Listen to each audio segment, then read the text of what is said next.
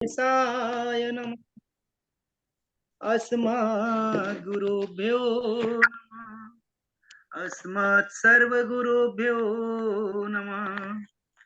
श्री राधा कृष्णाभ्यां नमः। श्रीमते रामानुजाय नमः। लंबोदरं परम सुंदरे किदंतं पीतांबरं त्रिनयनं परम पवित्रम् उद्धत्वाकर्णिभो उज्ज्वल कांत कांतम विघ्नेश्वरं सकल विघ्नहरं नमामि। शरीरं स्वरूपं ततो वा कलत्रं यच्च चारुचित्रं दनं मेरुतुल्यं मनश्चैन लग्नं श्रीगुरुर्पिद्ये तथा किं तथा किं तथा किं तथा किं नारायण नरं चैव नरोत्तमं देवीं सरस्वतीं व्यासं ततो जयमुदीरयेत्। अंजनानंदनं वीरं जानकी शोकिनाशनं कपीशमच्छं तारं वन्दे लंका भयङ्करम्। जयतु जयतु देवो देवकी नन्दनोऽयं जयतु जयतु कृष्ण वृषेण वंश प्रदीपा जयतु जयतु मेघ श्यामलः कोमलांगम् जयतु जयतु पृथ्वी भारनाशो मुकुन्दः कृष्ण त्वदीय पद पंकज पंजरान्ते अद्दैव मे विशत मानस राजहंसा प्राण प्रयाण समये कपवात पीतौ कंठावरोधन स्मरणं कुतास्ते अहोवकीयं स्तन कालकूटं जिघांस पाया यदापि साध्वी लेभिं गतिं धृतां चितां ततोऽन्यं कं वा दयालुं शरणं व्रजेमा कं वा दयालुं शरणं व्रजेमा। रामाय रामभद्राय रामचंद्राय वेदसे रघुनाथाय नाथाय सीताय पते नमः। अंजनानंदनं वीरं जानकी शोकनाशनं कपीशमच्छं तारं वन्दे लंका भयङ्करम्। मूकं करोति वाचालं पंगुं लंघते गिरं यत्कृपातमहं वन्दे परमानन्दमाधवम्। राधा भक्तिर्हरिर्ज्ञानं ताभ्यां याचा समन्विते तां श्रीं भगवतीं गाथा वन्दे युगले रूपणीं वन्दे युगले रूपणीं। भक्ति भक्त भगवंत गुरु चतुर नाम वपु एक इनके पद वंदन किए नासत विघ्न अनेक नासत विघ्न अनेक। सच्चिदानंद रूपाय अकारण करुणा वरुणालय अकारण करुणा कारक श्री सच्चिदानंद घन परमात्मा श्री राधा गोविंद सरकार बाधारण राधारण श्री बांके बिहारी लाल। उनका यह भांगमय शब्दमय विग्रह है श्रीमद् भागवत महापुराण परमहंसों की पावन संहिता को दास का कोटि कोटि प्रणाम। उनकी आह्लादनी शक्ति बसुभान नंदनी बरसाने वाली श्री किशोरी जी के चरणार बिंदुओं में दास का कोटि कोटि प्रणाम। यूट्यूब और सोशल मीडिया के माध्यम से कथा का रसास्वादन कर रहे हमारी मातृमयी भक्ति स्वरूपा उनके हृदय में विराजमान मेरे सर्वेश्वर भगवान को कोटि कोटि प्रणाम। नन्हे मुन्ने बाल गोपाल बच्चों के हल्ला गुल्ला करने वाले हृदय में विराजमान मेरे सर्वेश्वर भगवान को कोटि कोटि प्रणाम। और समस्त भूतादि के चरणों में सिया राम मैं सब जग जानी करूं प्रणाम जोरी जुगी पानी। सिया राम मैं सब जग जानी करूं प्रणाम जोरी जुग पानी। आइए आज हम श्रीमद् भागवत के एकादश स्कंद के बारे में थोड़ा सा अध्ययन करते हैं। हमारे जीवन में जैसे हमें क्यों भक्ति करना चाहिए और क्यों पूजा करना चाहिए, हमारा कर्म क्या है। मैं आज ही ग्रुप में देख रहा था, हमारे आदरणीय प्रयाग जी ने जो है एक मैसेज भेजा था बहुत ही सुंदर, कि हम सभी वक्ता को सुनना चाहते हैं लेकिन मेरे प्यारे प्रयास करना पड़ेगा और इस कदर में कामनाएं हैं, बहुत सारी इच्छाएं हैं, उनको प्राप्त करने के लिए हम अपने प्यारे को मनाना पड़ेगा। और प्यारे मानेंगे कैसे, जब तक कहते हैं कि जब संसार में कोई नहीं तो कहते हैं हम तो राधा जू के बल अभिमानी, टेढ़े खड़े रहो मोहन रसियासु, बोलत अटपटे वाणी, पड़े रहे मस्त झकोरे, पड़े रहे मस्त झकोरे, मेरे सिर पर राधा रानी, हम राधे जी बलि अभी राधा रानी के बल से बोल पा रहा हूँ और मेरे प्यारे बोल पा रहे हैं। उद्धव जी को पता चला कि भगवान श्री कृष्ण जो है ये धराधाम जाने वाले, कुछ समय की घटना।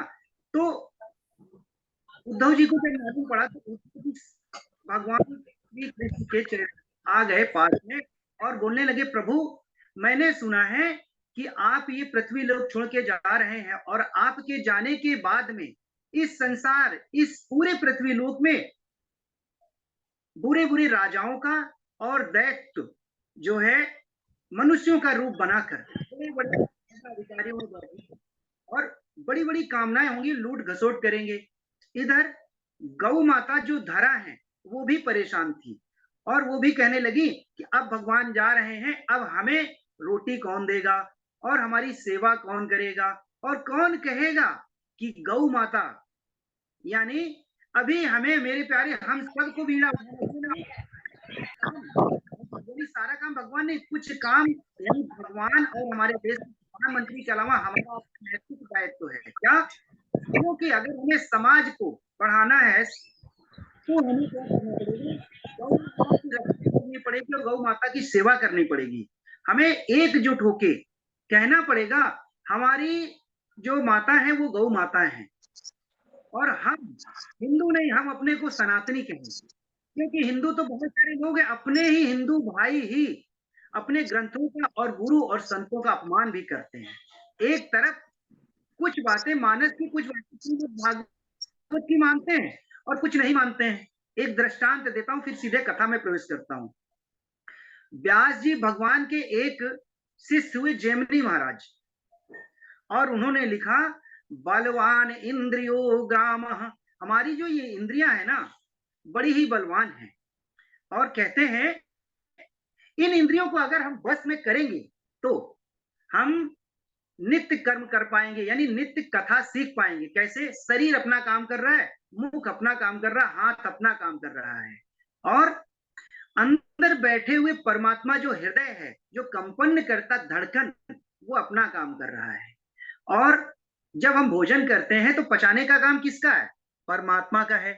इसी तरीके से जैमिनी महाराज ने कहा ये बलवान इंद्रियां जो हैं, उन्होंने लिख दिया, यानी देखिए शिष्य कहता है गुरुजी इस जगह आप गलत पढ़ा रहे हैं और गलत लिखा रहे हैं। तो गुरुजी ने कहा जैसे हमारे माननीय आदरणीय गुरु शिवम मिश्रा जी जो हैं हम लोगों को शिक्षा प्रदान कर रहे हैं, तो हम लोग जो है अरे थोड़ा सा ज्ञान है, थोड़ा सा जरा सा, मतलब उसका कोई आकलन नहीं है गुरु की, यानी कहा गया हम अगर भगवान में श्रद्धा रखते हैं तो पूर्ण रूपेण रखें, अन्यथा ना रखें। इसी तरह ग्रंथ में अगर हम श्रद्धा रखते हैं तो एक एक वाक्य ब्रह्म वाक्य उस पर हम भरोसा करें। इसी तरह गुरु की वाणी पे पूरा भरोसा करें। अब जेमनी महाराज ने कहा, प्रभु हम तो सन्यासी हैं और हमें स्त्रियों नारियों से क्या काम। तब कहते हैं, हमारे शास्त्र कहते हैं और हमारे विद्वान आचार्य भी कहते हैं, बलवान इंद्रिया ग्रामो, रात में यानी रात मध्य रात्रि के समय पिता को बेटी के साथ उन्हें कोई उपदेश नहीं देना चाहिए और भाई को भी अपनी बहन के साथ नहीं बैठना चाहिए और छोटे भाई की पत्नी के साथ भी रात में उपदेश नहीं देना चाहिए। कब देना चाहिए? समाज के साथ। क्योंकि ये इंद्रियां मेरे प्यारे, आप देख रहे हैं कलयुग में क्या क्या हो रहा है। और कोई भी ऐसा रिश्ता, आप खुद ही समझ रहे हैं कि कोई रिश्ता आज, सबकी बात नहीं कर रहा, बहुत सारे रिश्ते अछूते हो गए हैं। तो जेमिनी महाराज ने यही कहा, तो क्या बोले व्यास भगवान, कुछ दिन रुकिए और इसका परिणाम भी देखिए। जैसे आजकल वर्षों पहले लिखी हुई मानस में क्या, ढोले गंवारे शूद्र पशु नारी, इस पे बहुत सारी टिप्पणियां हो रही हैं। उसी पे जेमिनी महाराज ने अपने गुरु जी पे उंगली उठाई। तब क्या बोले, एक दिन जेमिनी महाराज जी जो है तप कर रहे थे, साधना कर रहे थे और व्यास जी महाराज स्वयं भगवान श्री कृष्ण के 24 अवतार में एक अवतार हैं। और जब जेमिनी जी तपस्या कर रहे थे तो व्यास जी महाराज अनेक अनेक प्रकार की वाणियां बोलते थे और रूप भी बदल लिया करते थे, क्योंकि साक्षात भगवान श्री कृष्ण हैं। जब तपस्या कर रहे थे तो जेमिनी महाराज के आश्रम में पहुंचे, स्त्री का रूप धारण करके, और उसी आश्रम के करीब 5 किलोमीटर रेंज में बारिश हो रही थी। और वो व्यास जी महाराज जब स्त्री का रूप धारण किए हुए थे तो पूरा बदन जो है बारिश से भीग चुका था। जब जेमिनी जी के आश्रम में वो नारी आके बैठी और जैसे ही तपस्या साधना उनकी पूरी हुई तो आए देखा कि नारी कहाँ से बैठी हुई है। अब नारी को देख के ही जेमिनी जी क्रोध में आ जाते हैं और कहते हैं, देवी ये संतों का आश्रम है, यहाँ आपको बैठना नहीं चाहिए। तब कहते हैं वो नारी कि मैंने सुना है कि संत और आचार्यों के शरण में अगर कोई जीव होता है तो वो सुरक्षित होता है। और महाराज इस समय बारिश हो रही, मैं कहाँ जाऊं, अकेली नारी हूं और बारिश के कारण मैं आपकी शरण में, आपकी कुटिया में आई हूं। तब कहते हैं ये स्त्री सती है। सती यानी पवित्रता, पतिव्रता। सती का मतलब पवित्रता और पतिव्रता नारी। तो महाराज ने एक कुटिया में दूसरी कुटिया का रास्ता बता दिया और चाबी दे दी। बोले कोई भी आए तो कुंडी अंदर से लगा लेना, खोलना नहीं। बोले ठीक। तो वो स्त्री बोली, गुरुजी आप भी आएंगे तो भी? बोले हाँ मैं भी आऊं तो भी नहीं। मेरे प्यारी, कथा को आप बहुत ध्यान से सुनेंगे तो हमें मतलब निकल आएगा हमारी कथा सीखने का। क्या, जब मध्य रात्रि हुई, अब जेमिनी जी को जब से वो नारी देखी, यानी उनका जब तक छूट गया, शाम को संध्या वंदन करना था, संध्या वंदन में मन नहीं और नारी में चित चला गया। इसके बाद करवट बदल रहे हैं महाराज जी, रात के करीब 1 बजा होगा और जेमिनी महाराज पहुंचे कहां पर, जहां पे वो नारी अंदर थी कुटिया में।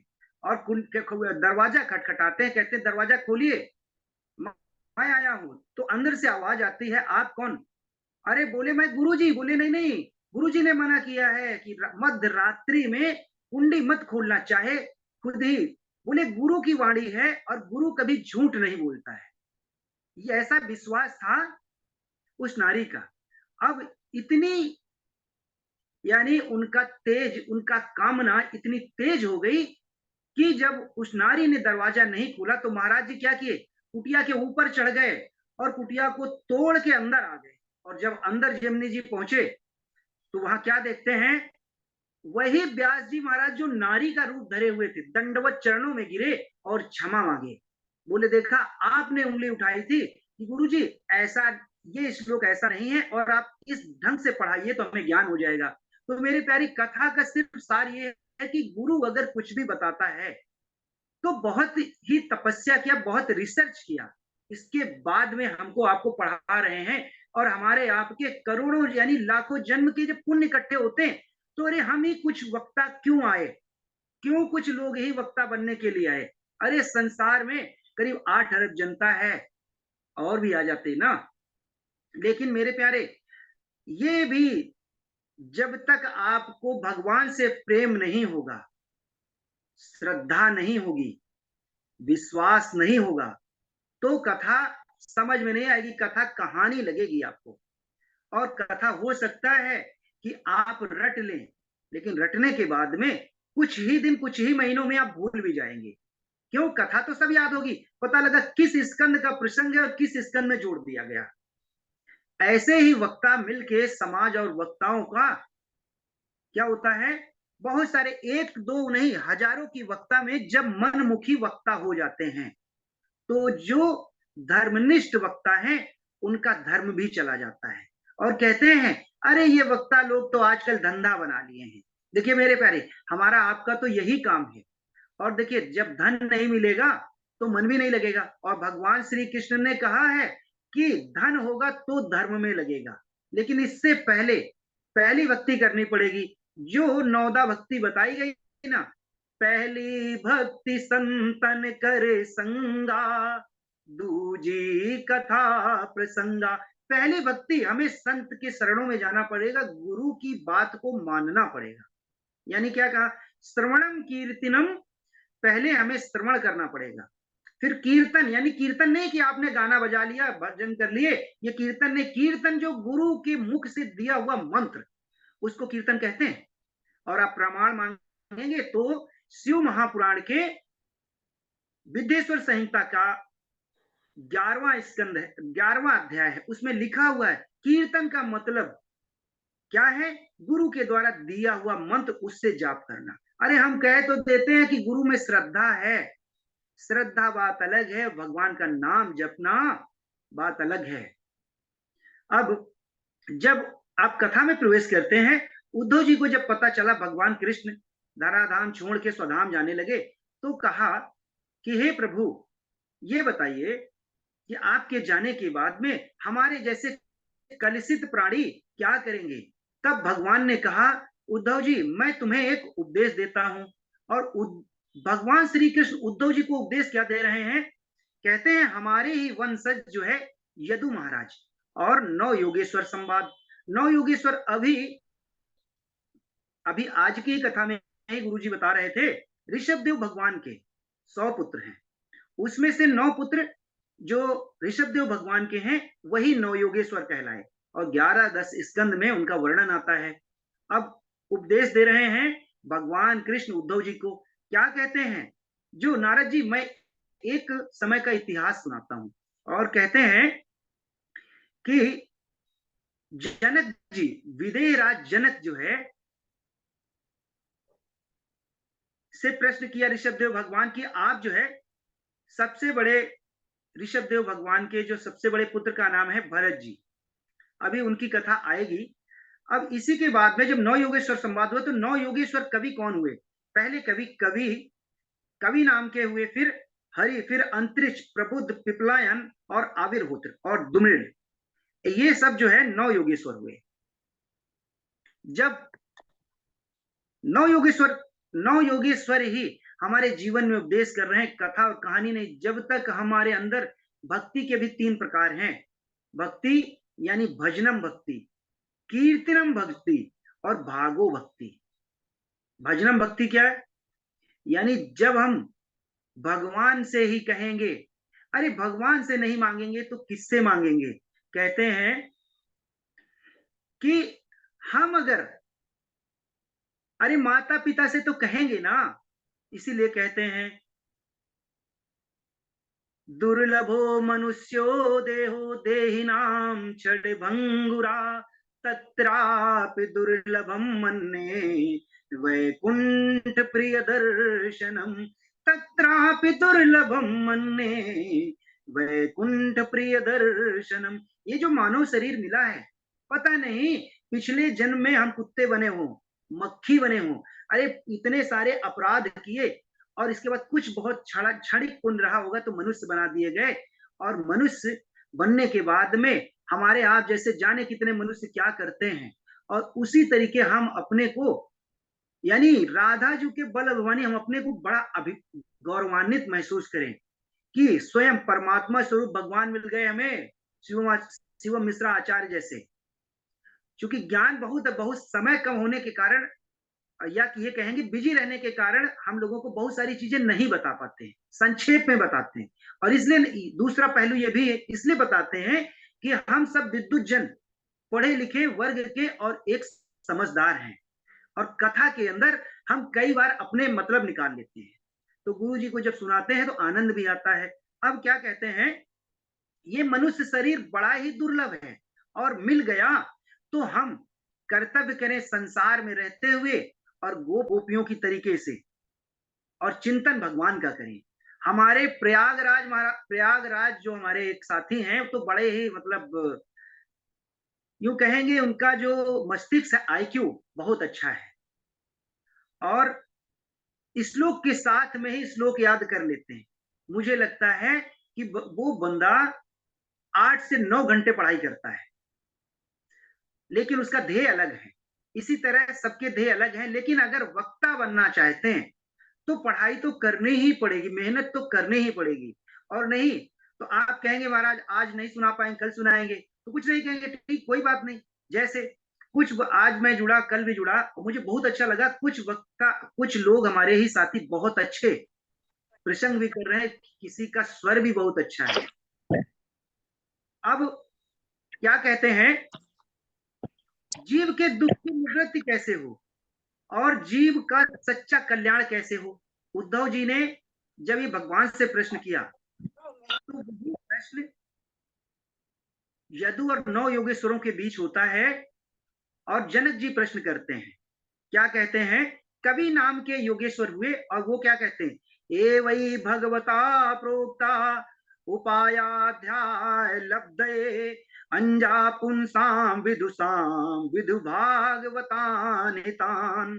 क्या क्या क्या कहते हैं, सबके ममता तागे बटोरी मम पद मन ही बांध बर डोरी। जब हम सब कुछ किशोरी के श्री चरणों में रख देंगे कि हम तो क्या है, मैं मूर्ख खली कामी कृपा करो भरता। अरे मैं तो पतित पावन मूर्ख हूं, मुझे कुछ भी नहीं आता, और आप चाहो तो मेरी ही वाणी को शुद्ध कर दो और नहीं अशुद्ध कर दो। मैया आप ही जानो। जब आप अपने यानी धन को, वैभव को, मान और सम्मान को, सब कुछ किशोरी जी के चरणों में रख देंगे ना, तो कन्हैया क्या टेढ़े रहो मोहन रसियासु। अरे राधे की कृपा हो गई ना तो मोहन तो पीछे चले आएंगे। क्या कहते हैं कि सबसे सरलतम उपाय बता रहे हैं कवि नाम के योगेश्वर, ये पहले योगेश्वर हैं। और ये कहते हैं, और जब आप प्रसंग को पूरा कर लें तब एक बार जरूर भगवान से अपने इष्ट से क्षमा मांगे और क्या कहें, काये वाचा मन से इंद्रिया बुद्धात्म नामानुकृत स्वभावात करोत यद यत सकलम परस्मयी नारायणायेति समर्पयेत। हे प्रभु, हे किशोरी जी, हे प्यारे, मन और वचन और क्रम से जो कुछ किया मैंने आपके श्री चरणों में समर्पित कर दिया। और यहाँ पे अभी प्रसंग आएगा बहुत सुंदर, जब परीक्षित ने प्रश्न किया सुखदेव भगवान से, प्रभु ये भगवान श्री कृष्ण तो मैंने ये देखा कि आप कहते हो कि समदर्शी हैं, लेकिन ये हमेशा दैत्यों का ही संहार करते हैं और बुराई यानी बुरे लोगों को ही मारते हैं। दंड भी किसको देते हैं भगवान, अरे दंड तो उन्हीं को देंगे जो दैत्य नहीं है लेकिन दैत्य जैसा कर्म कर रहे हैं। जैसे बहुत सुंदर एक वाक्य आया था, आज मुझे दिल को छुआ। क्या, अरे भगवान कृष्ण तो अर्जुन को केवल हाथ रख देते ना तो कौरवों की सेना को पहले ही भस्म कर चुके होते, लेकिन कहा गया, भगवान ने कहा कि करूंगा मैं लेकिन आप माध्यम बनोगे। इसी तरीके से हम सब लोग एक निमित्त हैं। अरे कथा तो भगवान करेंगे, भगवान कराएंगे और भगवान ही सुनेंगे। जब हम सब कुछ श्री नारायण के चरणों में समर्पित कर देंगे तो भगवान बड़े प्रसन्न होते हैं। यहाँ पे सुखदेव भगवान उपदेश करते हैं, जब भगवान को दैत्य यानी देवताओं की शक्ति की उपार्जना करना होता है तो सबसे पहले हमारे आप जैसे लोगों को वक्ता बना देते हैं, जिससे हम लोग धर्म कर्म करते हैं। इससे जो हमारे ऋषि मुनि संत जब तब करते हैं ना, इनसे देवताओं को और देवियों को शक्ति मिलती है।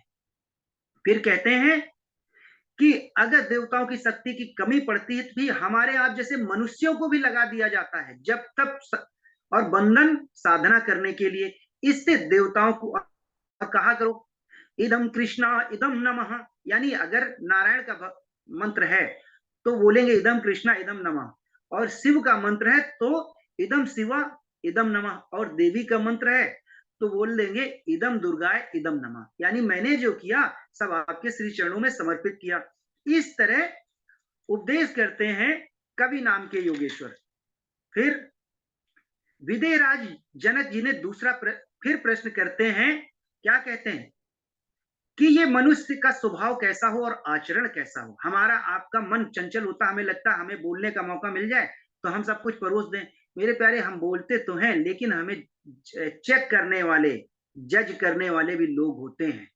हम अपने आप को तो कहें कि बहुत सुंदर कहा, लेकिन जब तक जनता से जनता की जय जयकार नहीं होती है, तालियां नहीं बजती हैं, तब तक नहीं पता चलता है। हम अपने में कहें बहुत सुंदर वक्तव्य किया है, मेरे प्यारे मार्केट में निकल के आइए तो पता चलता है कि कितना कंपटीशन है, साधारण नहीं है। अरे गली नुक्कड़ में तो कोई भी कथा कर लेगा, 10 20 40 लोगों को इकट्ठा करके। आजकल तो लोग टेंट लगा के कथाएं करते हैं, आप खुद ही सब जानते होंगे, धंधा बना लिया है। लेकिन आप भगवान को भजेंगे ना तो धंधा क्या, आपको इतना कुछ मिल जाएगा कि कभी जीवन में सोचा ही नहीं है। अब कहते हैं, एक उदाहरण और देता हूं और फिर आपको अपने जीवन का सार पता चलेगा, यानी मेरे भी जीवन का सार पता चलेगा। कहते हैं ये जो बड़े बड़े लोग, धनाढ़ लोग होते हैं, ये तो कभी दान पुण्य नहीं करते हैं। तब सुखदेव भगवान कहते हैं नहीं नहीं, ये दान करते हैं। परीक्षित कहते हैं ये अधर्म से कमाते हैं। लेकिन सुखदेव भगवान कहते हैं साल में एक बार दान करते हैं। कैसे? हमारे आप जैसे वक्ताओं को बुला के 5 लाख 10 लाख की कथा कराते हैं, और हम लोग वो पैसा देख के, क्या हुआ, उस सेठ ने जो हमें पैसा दिया उसने अपने पाप हमको दे दिए, और हमने क्या किया, उससे गाड़ी खरीद ली और कुछ ज्वेलरी बनवा ली, और उसको हमने